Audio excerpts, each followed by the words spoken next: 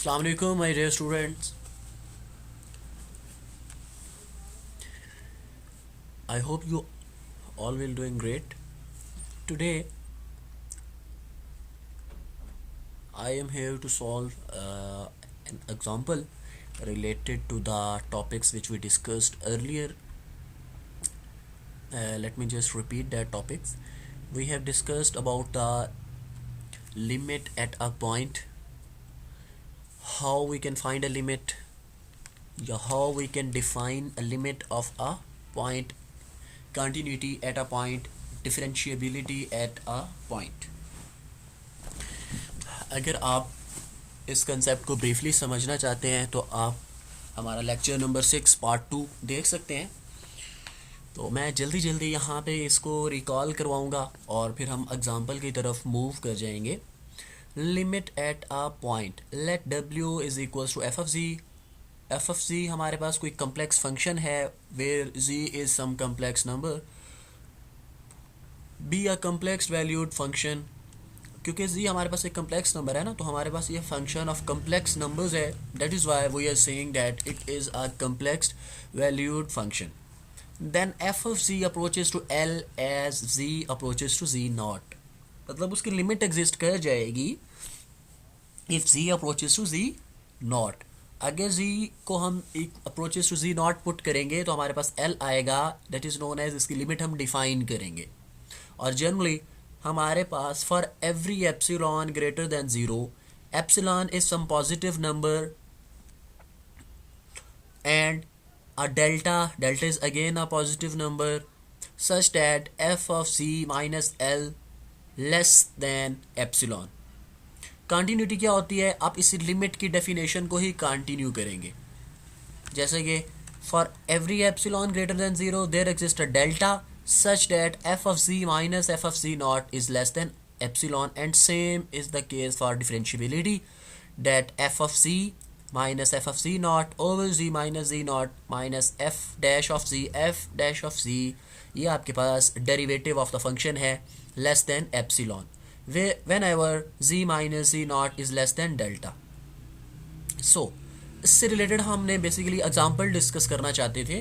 तो using epsilon and delta definition, मतलब epsilon and delta definition का मतलब यहाँ पे क्या है, इसका मतलब है कि using the general definition show that limit of this, मतलब एक आपके पास लिमिट का सिंपल कंसेप्ट होता है कि आप z अप्रोच कर रहे हैं 2 आयोटा को, तो आप z की जगह 2 आयोटा पुट कर दो और इक्वल्स टू प्रूव करो 4 आयोटा. लेकिन यहाँ पे हमने क्या करना है, यहाँ पे हमने इसको बाय डेफिनेशन प्रूव करना है.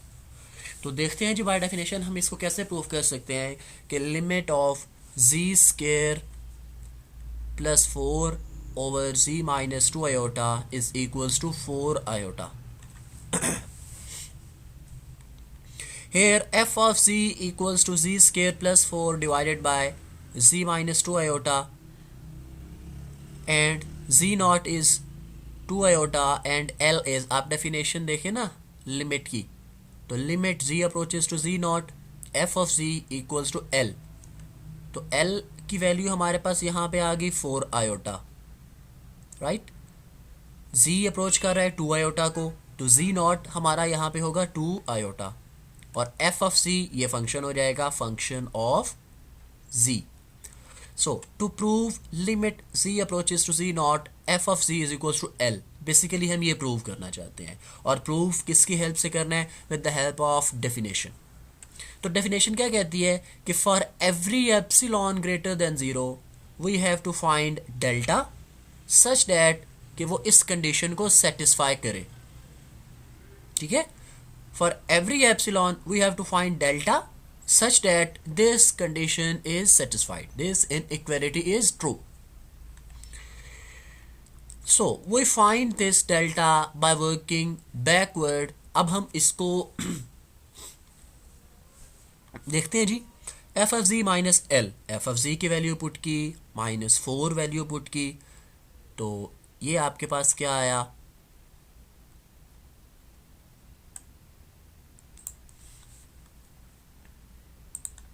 जी यहाँ पे मैं एक स्टेप को एक्सप्लेन करता हूँ वाइट बोर्ड पे, ताकि उसको वो क्लियर हो जाए आप लोगों को। तो देखते हैं ये क्या है।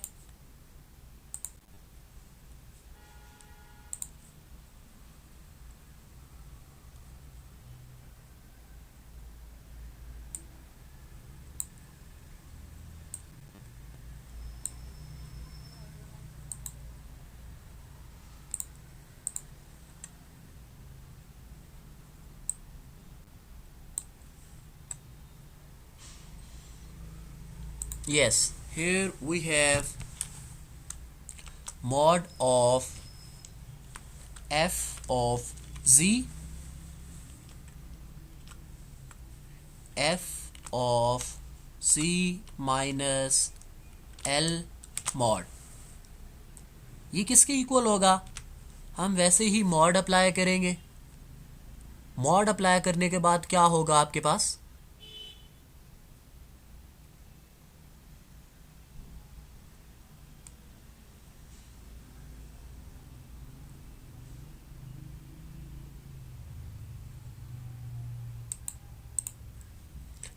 मॉड अप्लाई करोगे आप, एफ ऑफ जी की वैल्यू यहाँ पे पुट करोगे। एफ ऑफ जी की वैल्यू क्या है?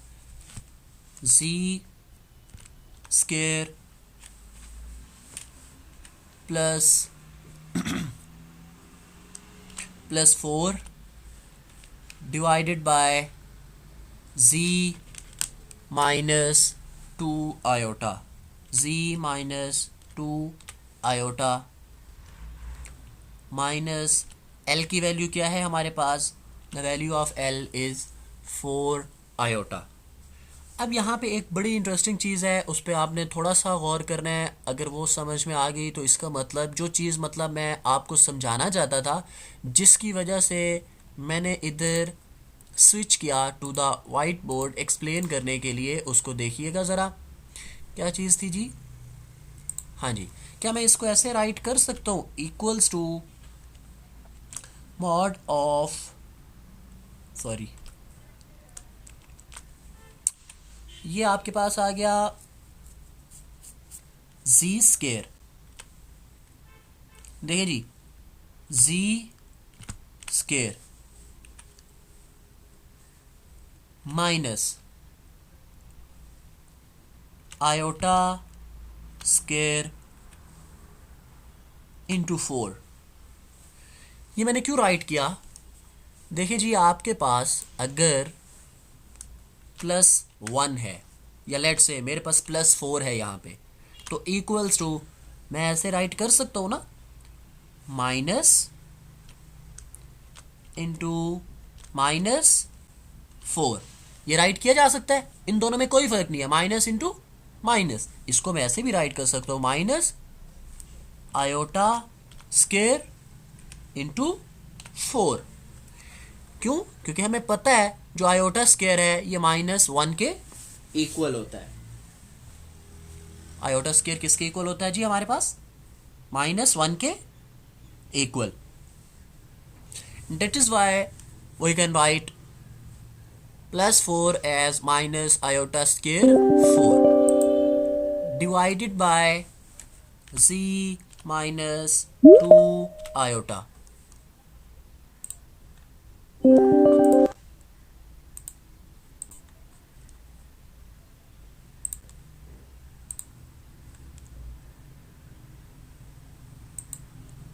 -4 आयोटा।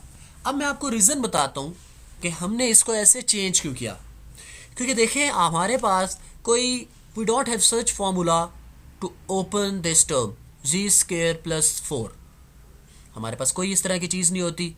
ए स्केयर प्लस बी स्केयर का फार्मूला नहीं होता हमारे पास। हाँ, लेकिन हमारे पास ए स्केयर माइनस बी स्केयर का फार्मूला होता है। हमें यहाँ पे वही फार्मूला बनाना था, इसी वजह से मैंने यहाँ पे इसको नेगेटिव में चेंज किया।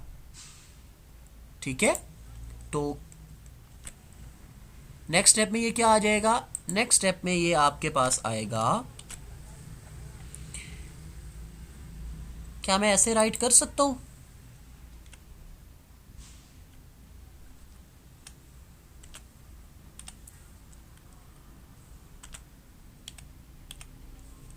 To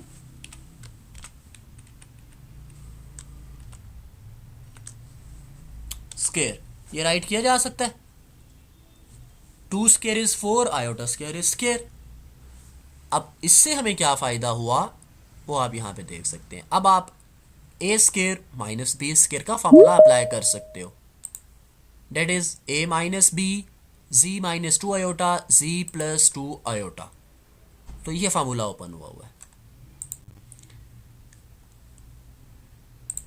yes, z plus 2 iota z minus 2 iota, तो z minus 2 iota z minus 2 iota से हमने कैंसिल आउट किया, z plus 2 iota z minus 2 iota. अब 2 आयोटा क्या है यहाँ पे, 2 आयोटा इज जी नॉट, तो यही हमारे पास कंडीशन थी, z minus z naught less than delta, और that is equals to epsilon.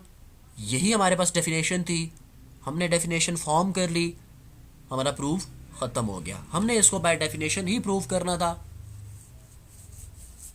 उसके बाद हमारे पास एक और रिमार्क आ जाता है, उसमें हमने क्या करना है, let F of z is equals to U of x Y plus iota V of x Y, z naught is X naught plus iota Y naught, L is equals to U naught plus iota V naught. Then limit of f of z approaches to z naught is equals to L if and only if। if and only if का मतलब ये होता है, ये हमारे पास two sided conditions होती हैं।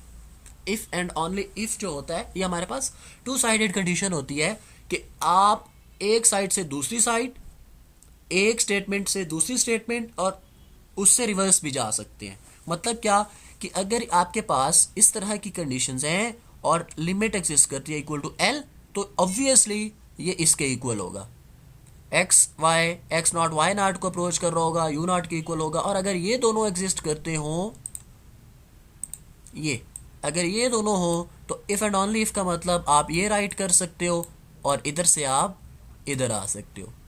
ये आई डबल एफ का मतलब होता है इफ़ एंड ओनली इफ़, आप इसको बोलते होते हैं in terms of mathematics, right. This is the remark जी। उसके बाद हमारे पास जो नेक्स्ट टॉपिक है, next and important topic is analytic और रेगुलर और होलोमॉर्फिक फंक्शंस। हम इस चैप्टर में onward in our next lectures हम इन चीज़ों को डिस्कस करेंगे। हम यहाँ पे एक छोटी सी चीज़ रिकॉल कर लेते हैं। आपने डिफरेंशिएबिलिटी को डिस्कस किया प्रीवियसली, 5 मिनट पहले ही हमने किया था। तो क्या था उसमें, इसी वीडियो में हमने देखा था। या अगर आप ये याद करें कि आप लोगों ने सेकेंड ईयर में ये चीज़ें देखी थी कि किसी वैल्यू का डेरिवेटिव कैसे फाइंड करते हैं। So recall that if f is equal to f of x y, मतलब f ऑफ एक्स वाई का मतलब क्या है कि f हमारे पास function of x and y है। If f is the function of x and y, then partial, this is known as partial derivative. और पार्शियल डेरिवेटिव हम कब लेते होते हैं, जब हमारे पास दो more than one independent variables आ जाए, ठीक है। तो partial F of partial x, partial मतलब हाफ डेरिवेटिव, पहले विद रिस्पेक्ट टू एक्स ले रहे हैं, फिर विद रिस्पेक्ट टू वाई ले रहे हैं। यहाँ पे हम एक्स को एज अ वेरिएबल डील करेंगे। यहाँ पे मतलब ऑब्वियस बात है एक्स वाई बोथ हमारे पास वेरिएबल है, लेकिन इसमें हम विद रिस्पेक्ट टू एक्स उसका डेरिवेटिव ले रहे हैं, इसमें हम वाई। तो this formula will be same for all. तो limit h approaches to 0 f of a plus h comma b minus F of a b over h, f of a comma b plus k minus F of a b. ये एक छोटा सा difference है जब आप partial derivative लोगे with respect to x and Y. जब आप विद रिस्पेक्ट टू एक्स ले रहे हो, एच अप्रोच कर रहा है 0 को, तो आप ए प्लस एच कर रहे हो। जब आप विद रिस्पेक्ट टू वाई ले रहे हो एंड के अप्रोचेस टू 0, तो आप बी प्लस के कर दोगे डिवाइडेड बाई के। एच अप्रोचेस टू 0 तो divided by H. What is analytic function? Let w is equals to f of z be a single valued complex function, then f of z is said to be analytic at a point z naught। इसकी दो conditions हैं, अगर इन दो conditions को वो satisfy करेगा तो फिर हम बोलेंगे कि द फंक्शन इज़ एनालिटिक। अगर वो इनको सेटिस्फाई नहीं करेगा तो फिर हम कहेंगे कि वो एनालिटिक नहीं है।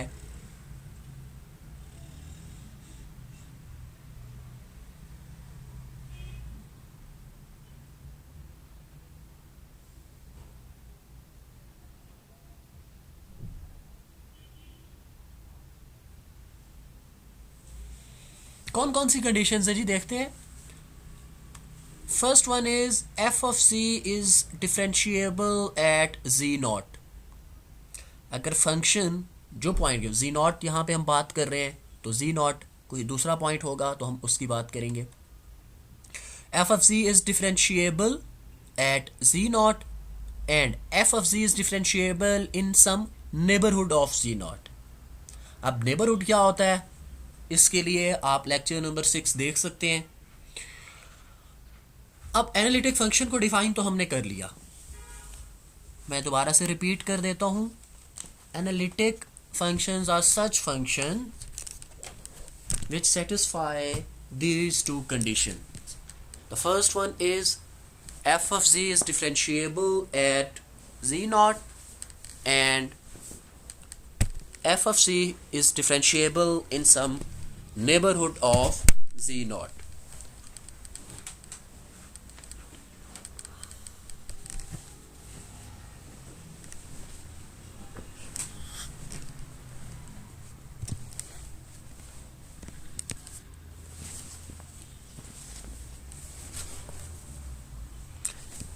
जी स्टूडेंट्स, तो हम इससे रिलेटेड एक एग्जांपल करते हैं।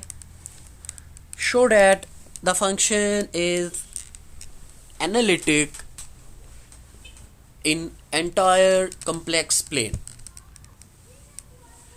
तो जी एफ ऑफ जी हमारे पास है जी स्केयर, और जी स्केयर को हम देखना चाहते हैं कि डेट इज एनालिटिक। हम ये ऊपर वाली दोनों कंडीशंस को यहाँ पे डिस्कस करेंगे।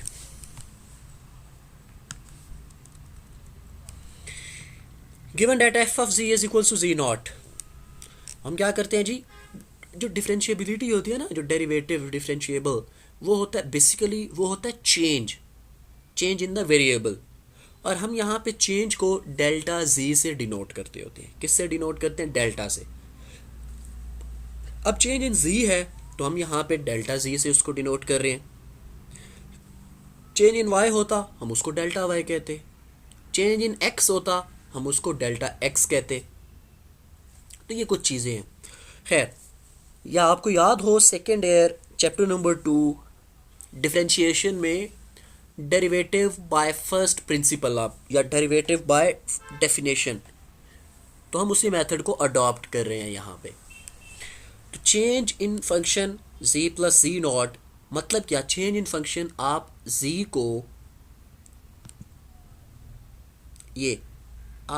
को किससे रिप्लेस कर रहे हो?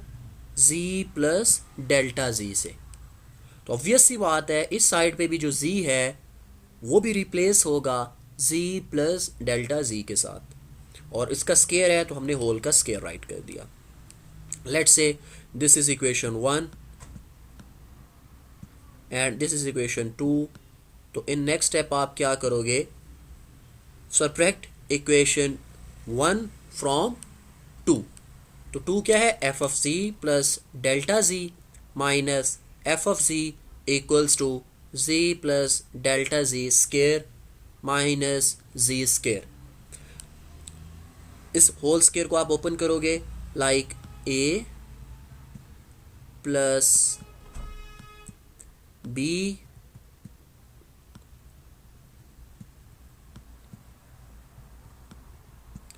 Whole square minus z square. तो ये हो जाएगा जी square plus 2ab z into delta z plus delta z square minus z square.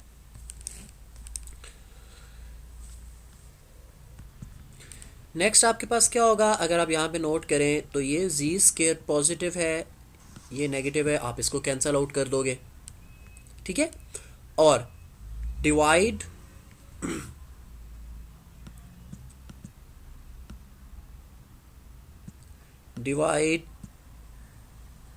Both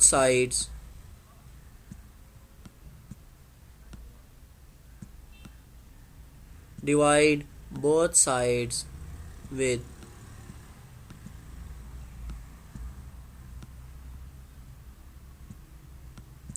delta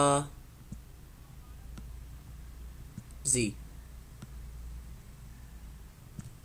divide both sides with delta G.